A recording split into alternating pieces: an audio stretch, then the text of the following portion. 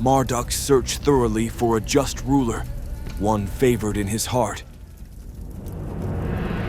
He took him by the hand, Cyrus, the king of Anshan.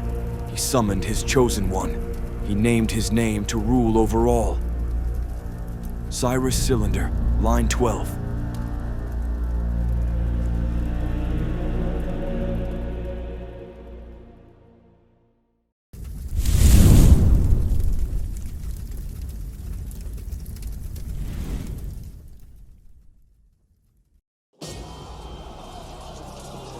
With the collapse of the Bronze Age around the 13th century BC, the once powerful kingdoms of the Hittites and Egypt gradually declined. The resulting power vacuum created space for ambitious rulers to rise. Adad-nirari II, newly ascended to the throne of Assyria, seized this opportunity to gain control over the trade routes of northern Mesopotamia. Over the following centuries, the fierce and warlike Assyrians gradually emerged as the sole superpower of the region. This collapse also coincided with the migration of Indo-European tribes into the Iranian plateau. By the 7th century BC, the Medes and Persians had settled in western Iran. Repeated Assyrian military campaigns into northwestern Iran forced the Median tribes to unite. They established a new kingdom centered in Ecbatana in an effort to defend themselves against further attacks. Meanwhile, the Persians, another Iranian tribe living in the west, were pushed southward by the same Assyrian pressure and settled near the borders of the ancient kingdom of Elam. The ancient world was in transition. New powers were emerging to reshape the political landscape.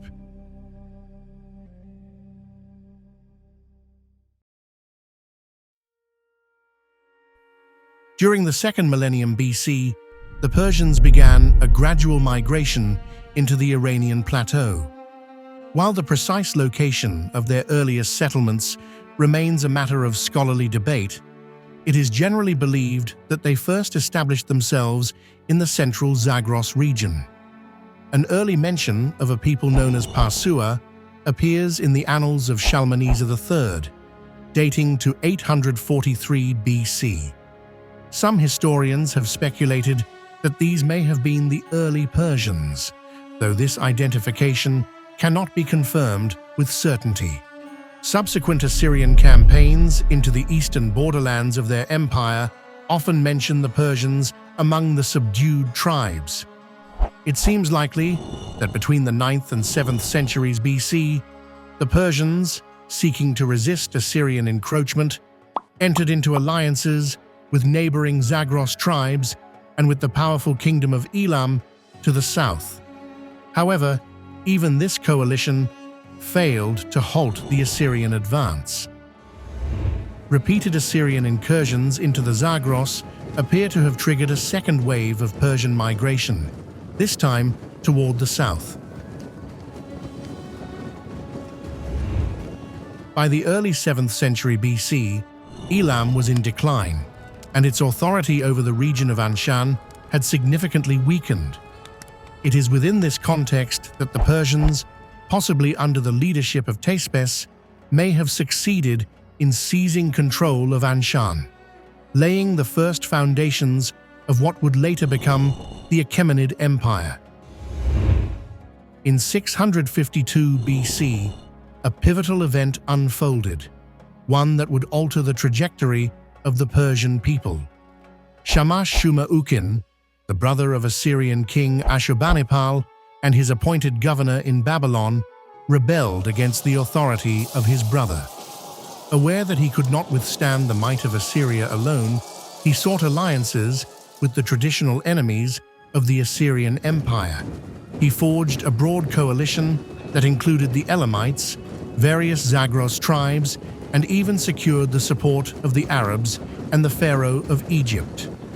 Among his allies was Teispes, the king of Anshan, who dispatched a contingent of Persian forces in support of the rebellion.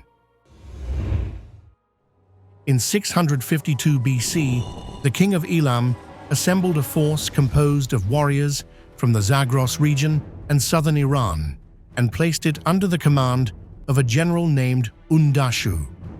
This army was dispatched to northern Babylonia. The strategy was clear.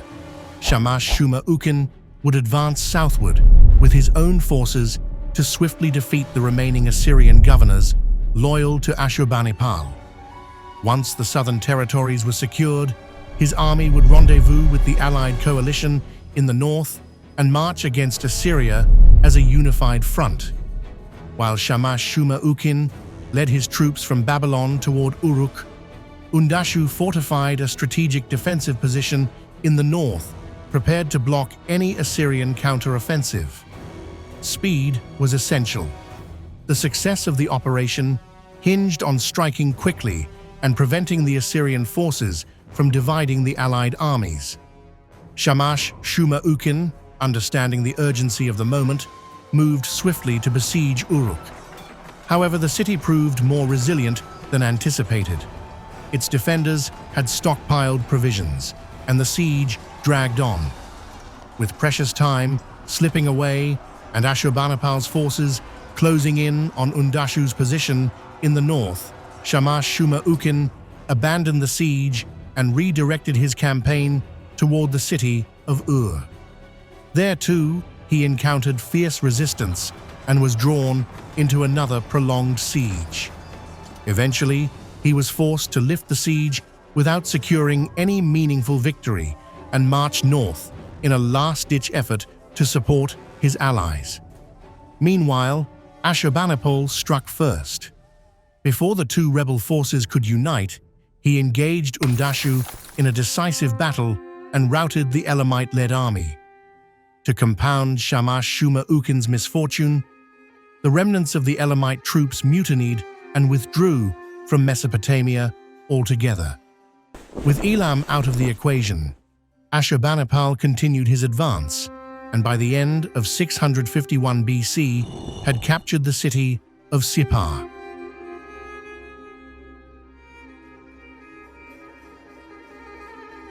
The year 650 BC began with the Assyrians in a dominant position.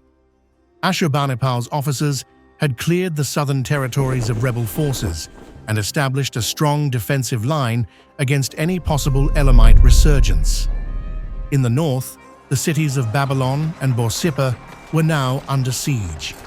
Desperate, Šamaš-šuma-ukin appealed to his Arab allies. An Arab force marched toward Akkad in an attempt to break the siege, but was defeated in open battle. Their leader, Abi-Iyati, abandoned the campaign and crossed the desert to personally seek clemency from Ashurbanipal's camp. In 649 BC, a civil war erupted in Elam, extinguishing any hope of further assistance.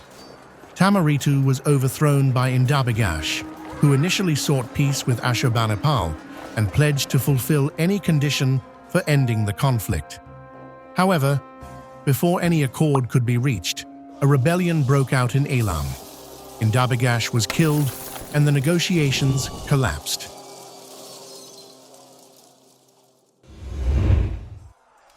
Elam, now paralyzed by internal divisions, was unable to provide any meaningful support. Babylon, besieged for over 2 years, fell into famine. Facing inevitable defeat, Šamaš-šuma-ukin ordered his palaces to be set ablaze and threw himself into the flames.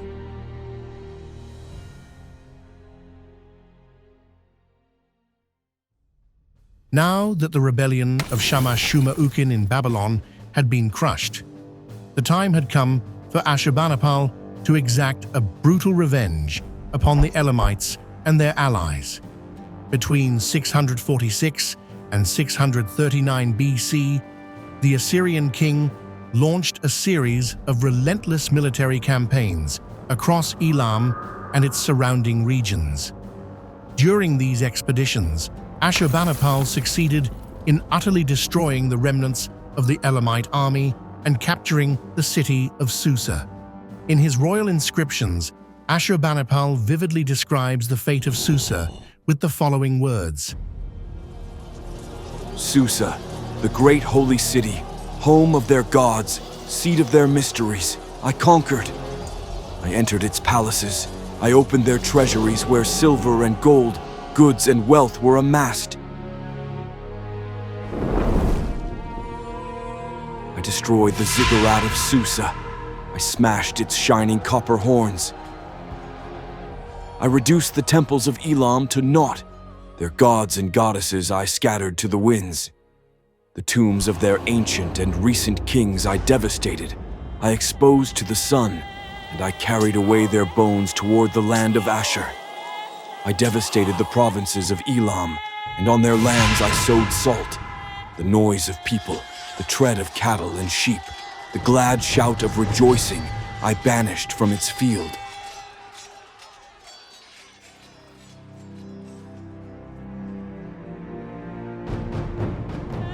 The brutal Assyrian campaign against Elam was significant for two key reasons.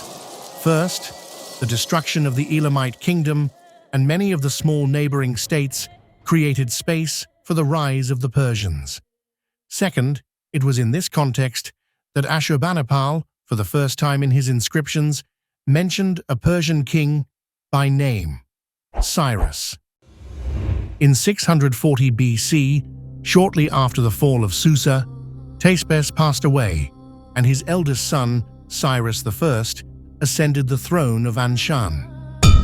According to Assyrian inscriptions, it seems Cyrus acted with prudence, choosing to avoid a costly war by becoming a tributary of the Assyrians. Ashurbanipal describes this in his inscription as follows. Cyrus, the king of Parsumash, heard about my victory. He became aware of the might that I wielded with the aid of Ashur, Bel, and Nabu, the great gods my lords, with which I leveled the whole of Elam like a flood. He sent Aruku, his eldest son, with his tribute to Nineveh, the city of my lordship, to pay homage to me. He implored my lordship.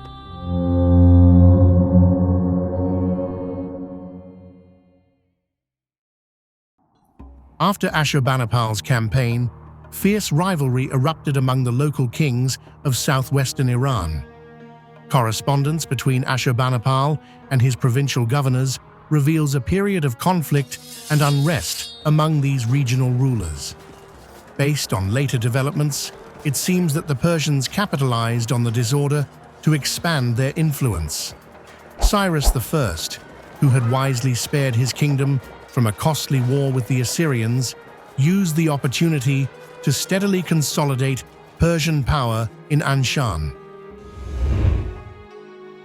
Other Iranian peoples in the west appeared to fare differently. In the north, the Medes, under the leadership of Kashtaritu, had brought the Assyrians to the brink of collapse. However, the arrival of the Scythians changed the situation dramatically. The Medes came under Scythian domination, and during their rule, the region suffered widespread devastation. The Scythians imposed heavy tributes on their subjects, and their armies plundered every land they passed through. According to Herodotus, the Medes eventually freed themselves from Scythian rule through a bold act of treachery. The Median nobility, united behind Cyaxares, invited the Scythian leaders to a great feast. When the Scythians were thoroughly drunk from heavy drinking, the Medes slaughtered them and thereby regained their independence. In 625 BC, after expelling the Scythians, Cyaxares initiated major reforms in the structure of the Median military, significantly enhancing the strength of their army. At the same time that major developments were unfolding in Media, the Babylonians, under the leadership of Nabopolassar, rose in revolt against the Assyrians in 626 BC and laid the foundation of the Neo-Babylonian Empire. In 616 BC, Nabopolassar achieved a major victory by defeating the Assyrian forces at the Battle of Gablinu. The following year, the the Babylonians secured another triumph, defeating the Assyrians at Arafah and advancing to the city of Assur. Though they laid siege to the ancient Assyrian capital, they were unable to capture it. In 615 BC, Cyaxares launched an assault on Arafah, achieving a significant victory, and then marched on Assur. This time, the Medes succeeded where the Babylonians had failed. The city fell to Cyaxares, and in keeping with the harsh traditions of ancient warfare, he ordered Assur to be burned.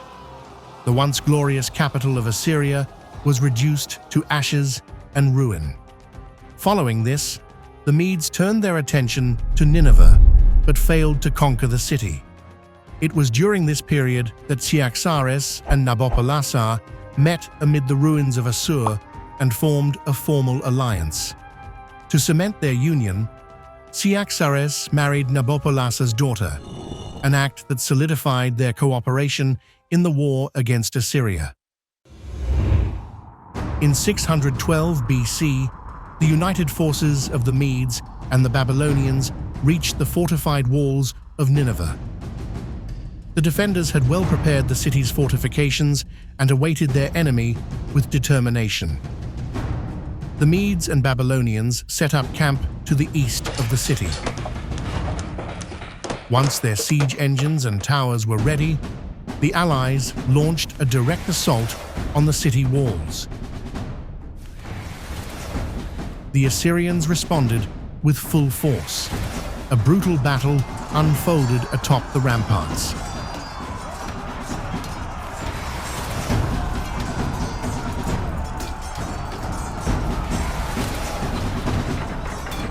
Despite the relentless efforts of the Medes and Babylonians, the defenders held their ground and eventually forced the attackers to retreat. The siege lasted for 3 months. During this time, the Allies launched 3 major assaults on the city walls, none of which proved successful.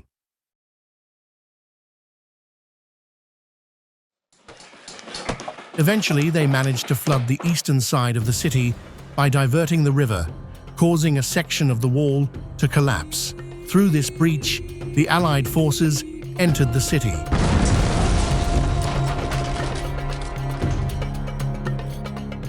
The Assyrian defenders immediately abandoned the walls and withdrew to the citadel.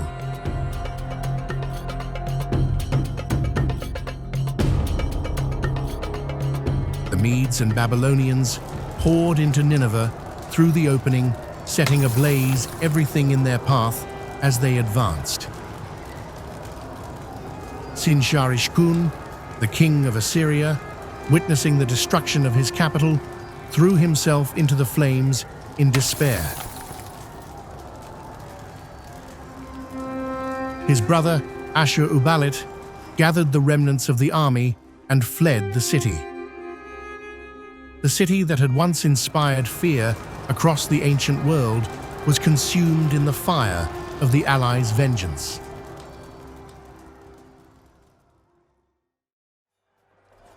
Ashurbanipal, along with the remaining Assyrian forces, fled to Haran.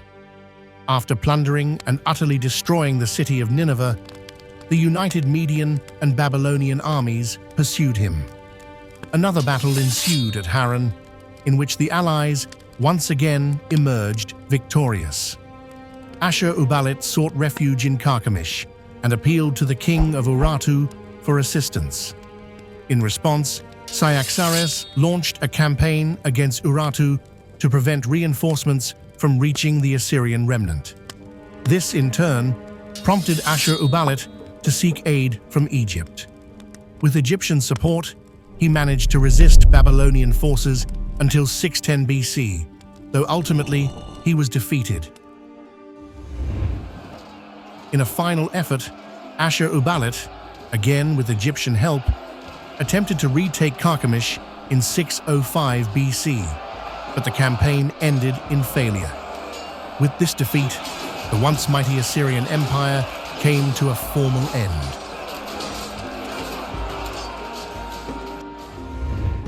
In that same year, 605 BC, Nebuchadnezzar, son of Nabopolassar, ascended the throne of the Neo-Babylonian Empire. To strengthen the Babylonian-Median alliance, he married Amytis, the daughter of Cyaxares. During his reign, Nebuchadnezzar devoted himself to campaigns in Syria and Judah, ultimately annexing these territories and deporting a significant number of Jews to Babylon as captives and slaves.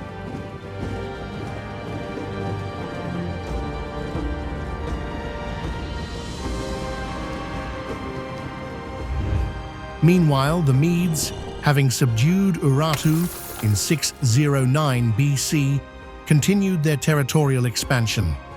By 590 BC, they had advanced as far as the Halys River. Their newly shared border with the Kingdom of Lydia led to a prolonged and bloody conflict between the two powers. This war lasted 5 years and came to an unexpected end following a solar eclipse, which both sides interpreted as a sign of divine displeasure. Peace was established, and Alyattes of Lydia married his daughter to Astyages, the son of Cyaxares. During these sweeping developments across the ancient Near East, the Persians were quietly consolidating their power in Anshan. Cyrus I had passed away, and his son Cambyses I now ruled the region. According to Greek historians, the Persians were at this time either tributaries or allies of the Medes, but change was on the horizon. Signs of the rise of a king destined to change the world had begun to appear throughout the ancient world. The prophet Jeremiah foretold the coming of the Messiah, and Astyages had dreamed that from his daughter a great flood would flow, one that would drown Ecbatana and all of Asia.